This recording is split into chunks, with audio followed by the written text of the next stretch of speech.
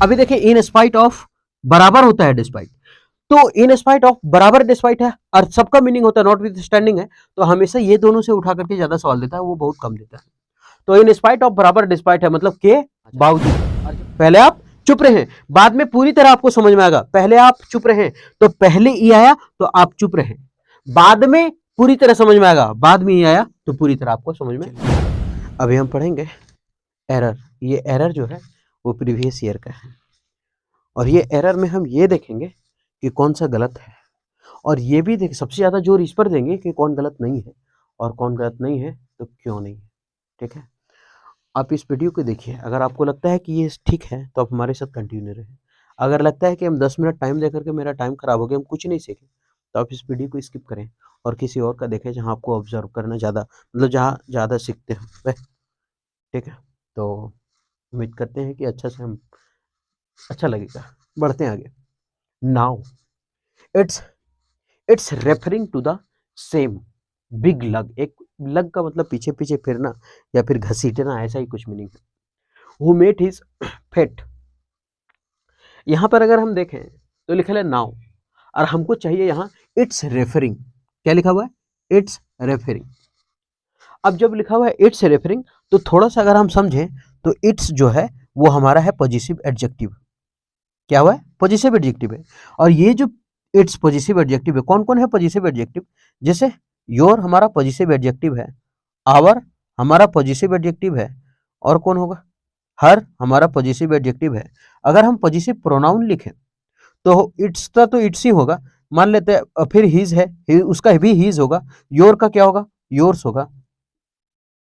इसका it's he होगा, इसका आवर्स होगा। कुल मिला के खाली एस लग जाएगा लास्ट में। तो कहना बात यह है कि पॉजिटिव एडजेक्टिव है, लेकिन यहां हम पॉजिटिव एडजेक्टिव अगर इट्स दे रहे हैं तो किसके लिए दे रहे हैं? पॉजिटिव एडजेक्टिव जो होता है वो किसी लिए तो देते हैं। जैसे यहाँ योर है तो उसके लिए पॉजिटिव एडजेक्टिव योर्स लगा देते हैं। तो यहाँ तो सब्जेक्ट ही नहीं है हमारे पास, तो फिर पॉजिटिव एडजेक्टिव दे करके करें क्या इसको? यहाँ तो हमको पहले चाहिए क्या? सब्जेक्ट। और सब्जेक्ट जब चाहिए तो यहाँ लिख ले इट्स रेफरिंग। किसका रेफरिंग? तो यहाँ करना पड़ेगा इट इज रेफरिंग। क्या करना पड़ेगा? It is. मतलब अगर यही खाली कॉमा अगर रहता वहां पर तो सही होता, क्योंकि कॉमा का मतलब हो जाता है इट इज। क्या होता है? It is. तो अगर यहां हम कॉमा दे दे तो इसका मतलब हो जाएगा इट इज रेफरिंग। ठीक, तो now it's referring to the same big lug. अब यहां क्या होगा? It is. तो अगर हम यहां कॉमा दे देंगे तो ये क्या होगा? सही हो जाएगा। मतलब पहला नंबर में इसका क्या हो गया? गलती हो गया है।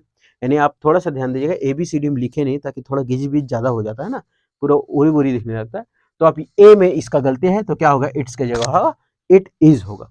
अब थोड़ा देख लेते हैं कि और क्या गलती नहीं है। यह लिखा है टू द सेम बिग लग। टू द सेम बिग लग हु मेट हिज फेट। जो बहुत से फेट मतलब भाग्य से मिला। अब यहाँ लिखा है हु। अच्छा, यहाँ हु के जगह दैट होता तो ज्यादा अच्छा होता है ना। ये दो गलती मिल रहा है, क्योंकि हु किसके लिए लगता है? मानव के लिए लगता है, और दैट किसी के लिए लगता है? किसी चीज के लिए लगता है। और जबकि it is referring to the same big lug का बारे में बात कर रहा है, और जब बिग लग का बात करें तो यहाँ दैट होना चाहिए। मतलब कुल मिला के अगर कहा जाए तो यहाँ भी गलत था, लेकिन सबसे बड़ा गलती है इट इज रेफरिंग, क्योंकि इट्स कोई भी पॉजिटिव एडजेक्टिव के लिए हम कैसे स्टार्ट कर सकते हैं? अगर हम, ये मेरा क्या है? हिज फादर से अगर कोई सेंटेंस चालू करें तो किसका? पिताजी। पिताजी तो बताना चाहिए ना, किसका बाप? तो बता, तो पॉजिटिव एडजेक्टिव से तो चालू होगा ना, इसलिए हम यहाँ किए इट इज। तो यहाँ भी हु की जगह दैट कर लीजिएगा तो ज्यादा अच्छा रहेगा। तो मेड हिज फेट। अब हिज पॉजिटिव एडजेक्टिव है और फेट उसका भाग्य है। Thanks to David's. Thanks to David's single shot. तो यहाँ पर गलती हुआ क्या? एक यहाँ गलती हुआ और एक यहाँ हु वाला गलती हुआ। तो हालांकि पहला वाला ज्यादा मान लेता है एसएससी, दूसरा वाला थोड़ा कम मानता है, क्योंकि सबसे ज्यादा वही है कि इट इज, वहां सब्जेक्ट है ही नहीं, तो फिर आगे बढ़े कैसे? ठीक है, ये था। आगे थोड़ा बढ़े दूसरा। अब दूसरा समझने से पहले एक मीनिंग समझते हैं। एक हम लिखते हैं in spite of. In spite of बराबर लिखते हैं डिस्पाइट, बराबर लिख देते हैं नॉट विथ स्टैंडिंग।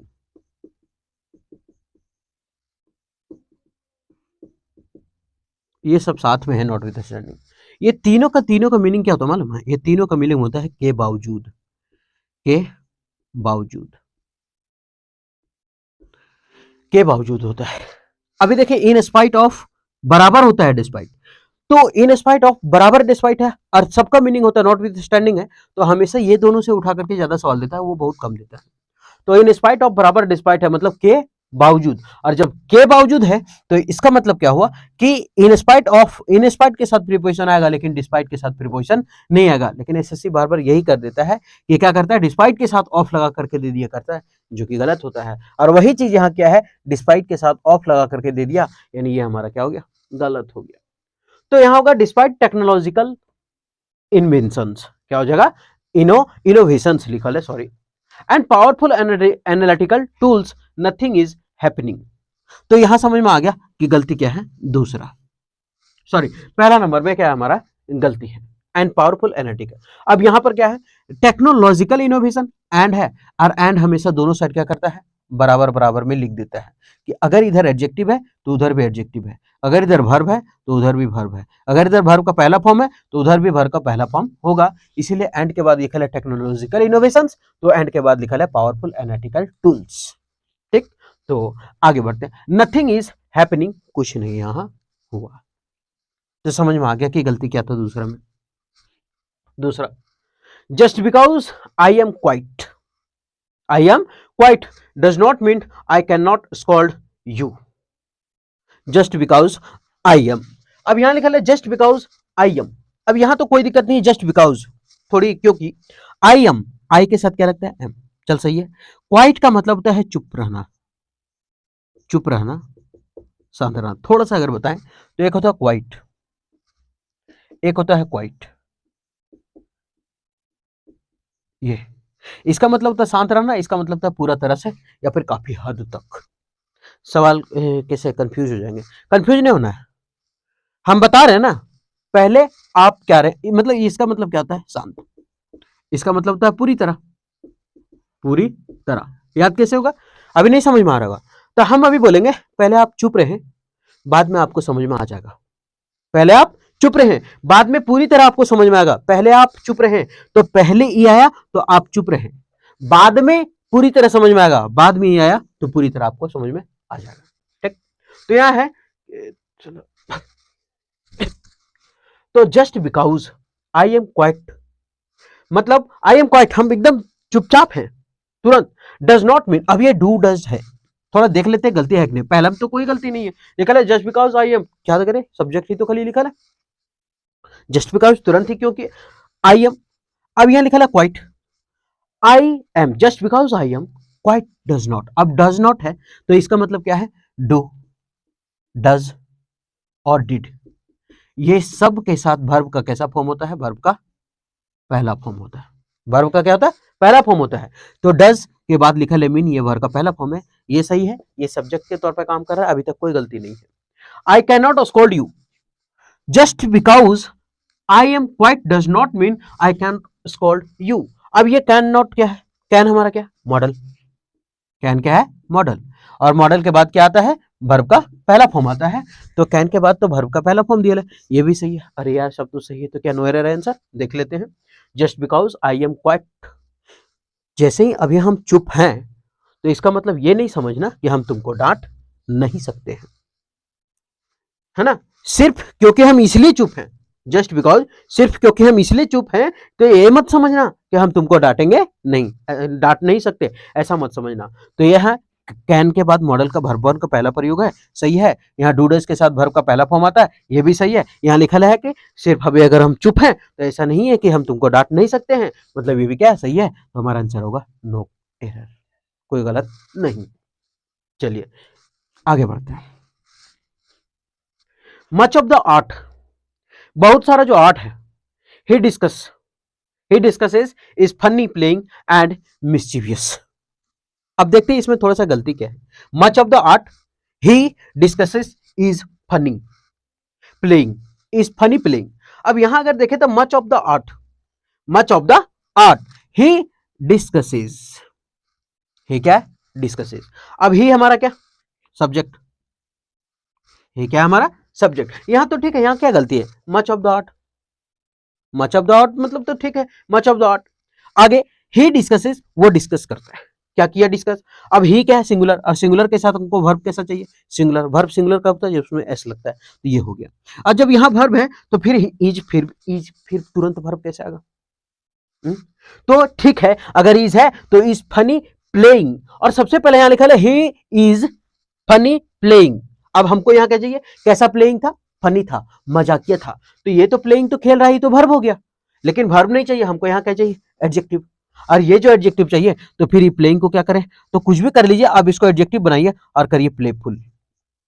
क्या करना होगा, प्लेफुल एंड मिस्टीवियस। अब सवाल क्या, आप कैसे जाने कि यहां एडजेक्टिव होगा, इसलिए जाने क्योंकि अभी हम क्या बोले कि एंड जो है ना बड़ा वफादार टॉपिक है। इधर अगर वर्ब वन है तो उधर वर्ब वन है, इधर अगर सिंगुलर वर्ब तो उधर सिंगुलर वर्ब, इधर अगर एडजेक्टिव का प्रयोग है तो आगे भी एडजेक्टिव का प्रयोग होगा। तो एंड के पहले देखेंगे अगर मिस्टीवियस लिखल है तो मिस्टीवियस हमारा एडजेक्टिव होता है। ओ यू एस एंडिंग वर्ड ज्यादातर हमारा एडजेक्टिव होता है, इसलिए हम समझ गए यहाँ फिर वर्ब कैसे आएगा, जब यहाँ एडजेक्टिव है तो यहाँ भी तो एडजेक्टिव देना होगा। तो फिर इसको प्लेइंग को क्या करेंगे, प्लेफुल करेंगे, तो ये सही होगा। आगे बढ़ते हैं। सम प्लांट्स, सम के बाद आने वाला नाउन होता है हमारा प्लूरल, तो प्लांट्स प्लूरल है। Some plants secrete wells during dry periods, dry periods मतलब ही सूखे के समय में, है ना, इसका बारे में बोल रहा है। एंड व्हेन इट रेन्स, और जब वर्षा होती है, this oils are released on the air, this oils are release on the air. थोड़ा सा अगर हम यहां समझे तो सम प्लांट, सम के बाद प्लूरल आता है, यहां तक सही है। Secrete oils, secrete oils, some plants secrete oils, secrete oils during dry periods, मतलब कुछ जो प्लांट्स है वो कभी सीक्रेट ऑयल्स होता है, कब, किसके दौरान, वो ड्राइंग पीरियड्स के दौरान, सूखे पीरियड्स के दौरान, उसके समय के दौरान। अगर हम पहला में देखें तो सम के बाद प्लूरल चाहिए, यहाँ कोई दिक्कत नहीं है। ये ऑयल्स का बात कर रहा है, यहाँ भी दिक्कत नहीं है, ड्यूरिंग समय बता रहा है, दौरान, ठीक है। ड्राई पीरियड्स मतलब सूखे का समय है, इसमें तो कोई गलती नहीं लग रहा हमको। एंड के पहले, एंड के बाद लिखा है व्हेन इट रेन्स, जब वर्षा होती है, जब वर्षा होती है, दिस ऑयल्स आर रिलीज, तो ये जो ऑयल है उसे रिलीज कर दिया जाता है, छोड़ दिया जाता है। अब सवाल है कि यहाँ आर है, आर के बाद रिलीज है, क्या ये सही है, तो हाँ सही है। क्यों, क्योंकि बी का जितना भी रूप होता है उसके साथ अगर वर्ब का थ्री फॉर्म है तो इसका मतलब वो पैसिव में है, और जब पैसिव में था आर रिलीज है, आर रिलीज है मतलब उसको ऑयल्स को क्या किया जाता है, रिलीज किया जाता है, वो खुद ब खुद होता नहीं है, तो इसका मतलब ये पैसिव है, तो सही है। क्यों, बी का जितना भी रूप है, यहाँ लिखा है आर, फिर बोले कि बी के साथ वर्ब थ्री है, यहाँ टेकल मोड़ा बोलो आर रिलीज है, तो बी का जितना भी रूप है ना, बी का क्या ग्रुप है, इज है, एम है, आर है, वाज है, वर है, बीन है, बीइंग है, ये सब का सब क्या है, ये बी का ही रूप है, बी का ही एल्गेल है, बी का ही बाल बच्चा है, इसके साथ अगर वर्ब थ्री तो वो सेंटेंस पैसिव में है। तो क्या यहाँ तो आर है, तो यहाँ भी तो आर है, और जब आर है तो ये पैसिव में है, रिलीज कर दिया गया, कहाँ कर दिया गया, हवा में कर दिया गया। हिंदी क्या बोल रहे हैं, हवा में ऑयल्स को रिलीज कर दिया गया, हवा में, हवा पर रिलीज नहीं होता है, हवा में होता है, तो ऑन की जगह क्या होगा, इन द एयर। आगे बढ़ते हैं। The police release a statement, अब देखिए द पुलिस रिलीज किया, अब यहाँ एक्टिव वॉइस है, क्यों एक्टिव वॉइस है, क्योंकि यहाँ आर के साथ है, यहाँ इज एम आर है, ये नहीं है। अगर वो सब रहता तब ना समझते इम्पेसिव है, तो ये पैसिव नहीं है। द पुलिस रिलीज, पुलिस क्या किया है, रिलीज किया। द हमारा क्या है, डिटर्मिनर, डिटर्मिनर के बाद एक वर्ड है तो वो क्या होता है, नाउन। अगर दो वर्ड होता तो पहला एडजेक्टिव होता, दूसरा नाउन होता। अगर तीन वर्ड होता तो पहला एडवर्ब, दूसरा एडजेक्टिव, तीसरा noun. The police release, release किया है एक स्टेटमेंट को, आ डिटर्मिनर है, स्टेटमेंट हमारा नाउन हो गया। स्टेटमेंट सेइंग, ये कहते हुए, स्टेटमेंट सेइंग क्या देखते हैं, आ स्टेटमेंट सेइंग, अच्छा दो वर्ड हो गया। This was one of the most vicious attack, कि ये जो है एक बहुत ही, विशियस का मतलब बहुत बुरा, विशियस का मतलब बहुत बुरा। अब थोड़ा सा याद रखें कि वन ऑफ द के बाद जो नाउन आता है वो प्लूरल फॉर्म में आता है। वन ऑफ द के बाद क्या आता है, नाउन कैसा, प्लूरल फॉर्म में आता है ना। One of the pens, one of the books, one of the boys, ऐसा। तो यहाँ लिखा है this was one of the most vicious, अब ये विशियस मतलब कुचक्र, बेकार, है ना, बहुत बुरा, ऐसा। तो अटैक, अब यहाँ क्या नाउन, नाउन क्या है, तो this was one of the most vicious attack, अब ये है हमारा नाउन। और यहाँ द है, हम बोलेंगे कि आर्टिकल क्या है, डिटर्मिनर होता है, ए होता है, एन होता है, द होता है, उसके बाद एक वर्ड है तो नाउन है, उसके बाद दो वर्ड है तो मेरा पहला वाला एडजेक्टिव, दूसरा वाला नाउन है। अगर तीन वर्ड है तो पहला वाला एडवर्ब है, दूसरा वाला एडजेक्टिव है और तीसरा वाला क्या है, नाउन है। उसी तरह से यहाँ लिख रहे द, तो ये मोस्ट है, इसका मतलब 3 वर्ड है, मोस्ट, विशियस, अटैक। उसके बाद तो फिर सब्जेक्ट आ गया वी, तो यहाँ मोस्ट हमारा क्या होगा, एडवर्ब, ये विशियस क्या होगा, एडजेक्टिव, विशेष का हुआ एडजेक्टिव, तीसर का क्या होगा, नाउन। और जब तीसर का नाउन होगा तो वन ऑफ द के बाद बोले हैं कि नाउन कैसा होगा, प्लूरल फॉर्म में होगा, तो अटैक ना होकर के क्या होगा, अटैक्स। तो यहाँ फिर लगेगा एस, तो ये हमारा होगा गलत। वी हैव एवर सीन, जब से हम देखे हैं, ऐसा। आगे, why is your friend giving me weird looks, why is your friend giving me weird looks, weird का मतलब होता है अजीब तरीके से देखना, है ना, वायर्ड मतलब। तो वाई इज योर फ्रेंड, अच्छा अब ये मत समझिए योर के लिए यहाँ इज लगल है, ये फ्रेंड के लिए है, योर फ्रेंड तुम्हारे दोस्त। Why is your friend giving me weird looks, क्यों तुम्हारा दोस्त जो है हमें अजीब तरीके से देखता है, वाई।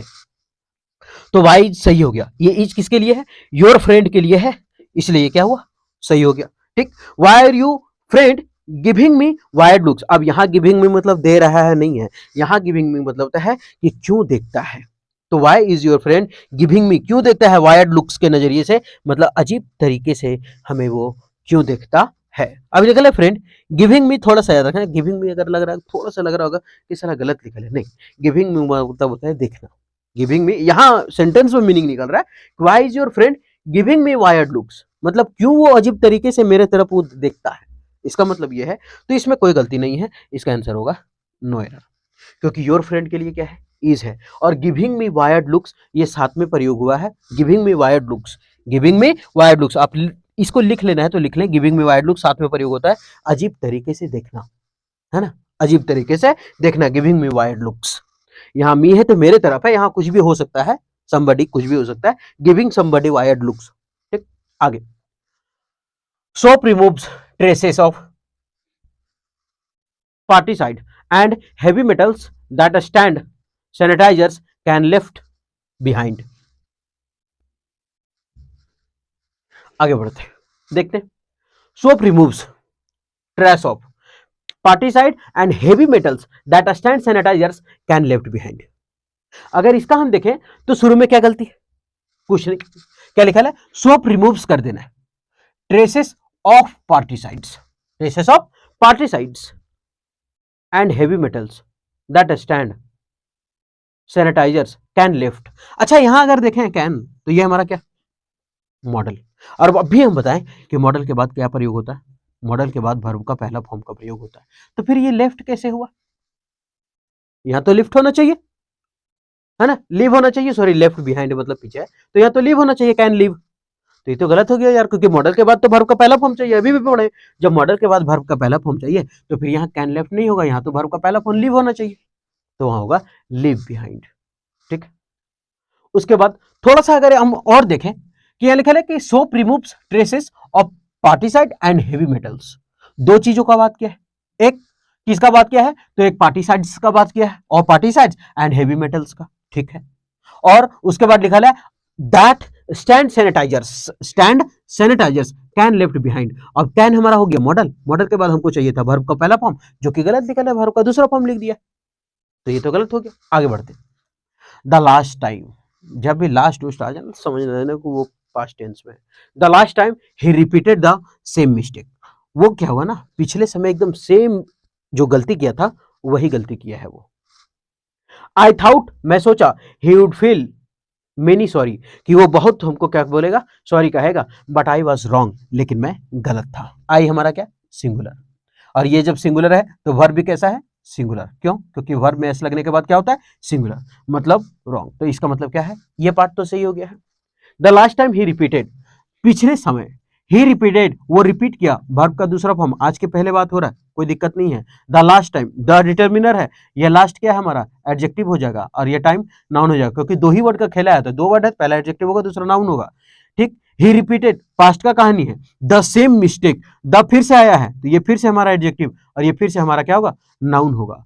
आई थॉट, मैंने सोचा, ही वुड, ही है, उसके बाद ठीक है, वुड हमारा क्या है, मॉडल है, अभी बताइए मॉडल के बाद कैसा आता है, वर्ब का पहला फॉर्म, तो यहाँ फील लिखल है, मॉडल का पहला फॉर्म। मेनी सॉरी, सॉरी क्या है, अनकाउंटेबल है, और जब अब एक बात याद रखें, तो फिर जब ये अनकाउंटेबल है तो मेनी कैसे होगा, या तो भेरी करे या तो मच करे, या तो भेरी करें या तो मच करें, भेरी या मच, दो चीज में एक चीज। कैसे? अगर मेनी है तो आगे आना चाहिए काउंटेबल, और वो भी प्लूरल फॉर्म में। अगर काउंटेबल आ गया तो क्या आएगा? प्लूरल फॉर्म में। काउंटेबल आएगा नाउन और प्लूरल फॉर्म में आएगा। लेकिन अगर मच है तो मच किसके लिए लगता है? मच तो अनकाउंटेबल के लिए लगता है। क्या लगता है, किसके लिए लगता है मच? अनकाउंटेबल के लिए।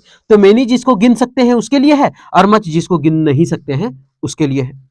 तो मेनी जिसको काउंट कर सकते हैं, मच जिसको काउंट नहीं कर सकते हैं, अनकाउंटेबल। अनकाउंटेबल, ठीक।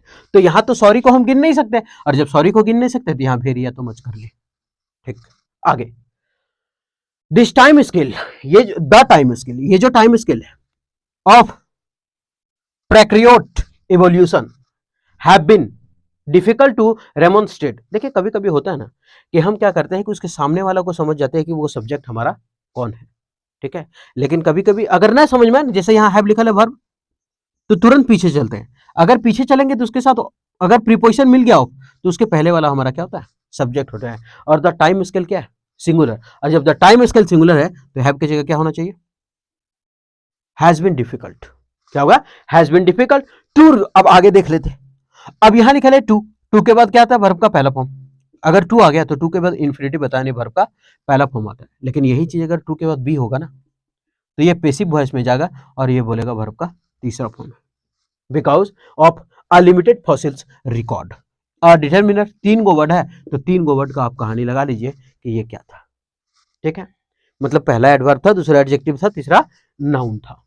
तो the time scale of prokaryote evolution have नहीं, हैव की जगह हैज होगा। क्यों? क्योंकि यहां जो वर्ब का काम कर रहा है वो द टाइम स्केल कर रहा है, ठीक है। ऐसा प्रेकरियोट इवोल्यूशन नहीं।